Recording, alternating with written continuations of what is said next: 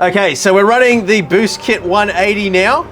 So we've increased our maximum dynamic range to 8 Newton meters instead of 5. And let's see how we feel. Now, for reference's sake, with my SimbiCube 2 Ultimate, which I drive on a daily basis, I usually have that running at around about 9 to 12 Newton meters, depending on the car. So that's what I'm used to.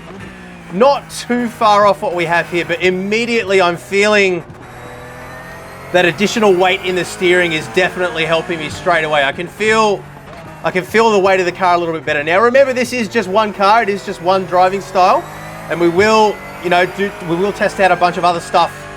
You can kind of think of the Boost Kit like a multiplier. So it's basically just boosting everything that we were feeling before. So the slight, ever so slight graininess that was there before is a little bit more pronounced now as well, but certainly not to the point where I would say it was problematic. It's something that you really do have to pay attention to feel at all.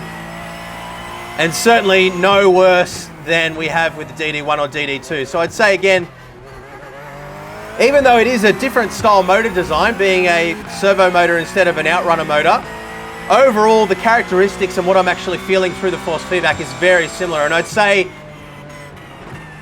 I guess to answer the big question, just as an initial impression at least, is if you have experience with a DD1 or a DD2 and you've maybe been at a mate's place and used one and found that the 20 Newton meters or 25 Newton meters was just way too much for you, and you ended up winding down the force feedback strength to about sort of 8 Newton meters, then the experience that I'm having with this is pretty much the same. There's nothing particularly remarkable about what I'm feeling with the CSL DD that sets it apart from a DD1 or a DD2. The experience overall is very similar. That's kind of what I expected, given that we are basing off the same firmware. I'm assuming they're using a lot of the same algorithms and things to drive the force feedback in the back end. And as we know, as we've talked about in many other videos in the past, so much of what goes on. See there, I was able to catch that slide with relative ease. I still got out of shape and still lost a bunch of time, but I could feel what was going on with the car. I could feel the weight of the car transferring around, which is what I needed to.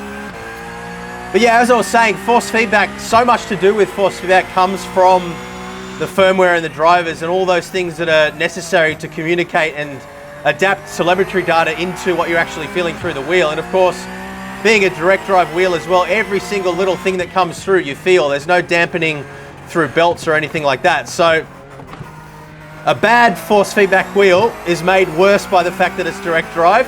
A good one is made better by the fact that it's direct drive. And I'm happy to say that the experience here is, I wouldn't say exceptional in terms of the overall driving experience, because it's no better than I've had with other products in the past. But when you consider the price point,